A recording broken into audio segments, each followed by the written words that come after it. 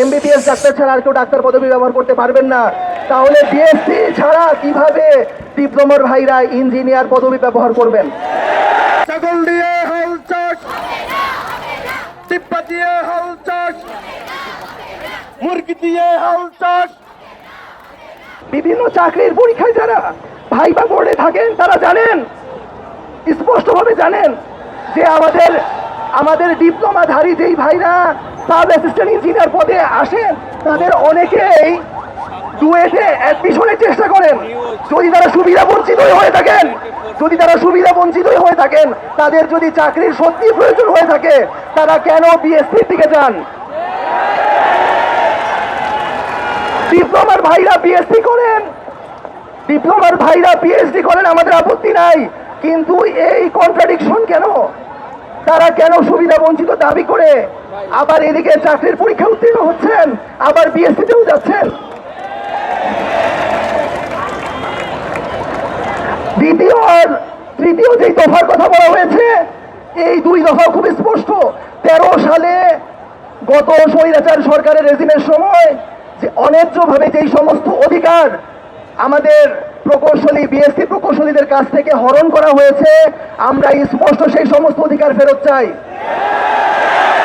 আর এই অধিকার ফেরত পাওয়ার জন্য 10ম গ্রেড উন্মুক্ত করার কোনো বিকল্প নাই। আর তৃতীয় যেই দফা বলা হয়েছে, ইতোমধ্যে এর একটা ফরম্যাট আমাদের সামনে স্পষ্ট হয়েছে যে আমাদের যেই ম্যাথসের ভাইরা আছেন যারা বিভিন্ন সময় ডাক্তার পদবি ব্যবহার করতেন, তাদের ব্যাপারে আদালত থেকে স্পষ্ট রায় চলে এসেছে যে ডাক্তার ছাড়া আর কেউ এমবিবিএস ডাক্তার ছাড়া আর কেউ ডাক্তার পদবি ব্যবহার করতে পারবেন না। তাহলে বিএসসি ছাড়া কিভাবে ডিপ্লোমার ভাইরা ইঞ্জিনিয়ার পদবি ব্যবহার করবেন?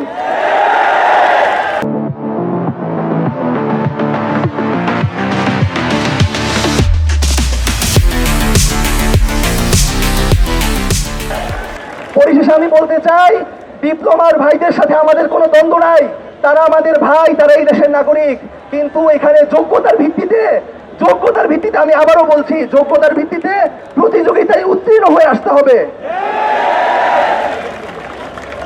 আমাদের সরকারের কাছে স্পষ্ট দাবি, স্পষ্ট বিবৃতি, আপনারা আমাদের আন্দোলনকে এখনো গুরুত্বের সাথে বিবেচনা করেন।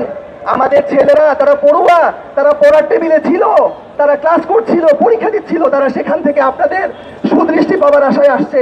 আপনারা এটাকে কোনোভাবে ছোট চোখে দেখবেন না। আজকে আমাদের অবস্থান কর্মসূচি, আমাদের 3 দফা দাবি প্লাস আমাদের 777-এর রোকন ভাইয়ের বিচার, এই সবগুলো নিয়ে আমাদের 3 দফা দাবির হলো মেইন উদ্দেশ্য ছিল আমার 10ম গ্রেডে যে অযৌক্তিক 100% কোটা ডিপ্লোমাধারীদের, এটা একদমই অযৌক্তিক। এই দাবির বিরুদ্ধে আমরা অবস্থান করছি।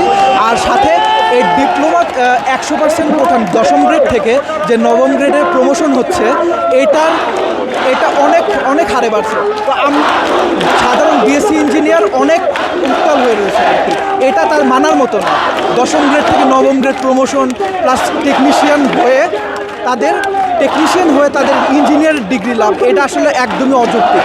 তো আমাদের এই 3টা দফা ছিল যাতে আমরা আমাদের ন্যায্য অধিকার আদায় করতে পারি। যে 3টা দাবির জন্য আজকে আমরা লং মার্চ ঢাকা করছি।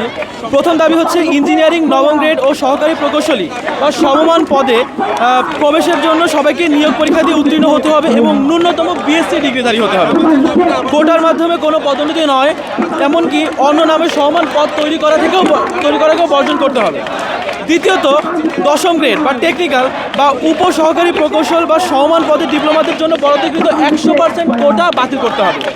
ওই পদের জন্য ন্যূনতম শিক্ষাগত ডিপ্লোমা ইঞ্জিনিয়ারিং নির্ধারণ করে উচ্চতর শিক্ষাগত যোগ্যতা সম্পন্ন বা স্নাতকোত্তর ডিগ্রি সম্পন্নকারী প্রকৌশলীদের আবেদনের সুযোগ দিতে হবে।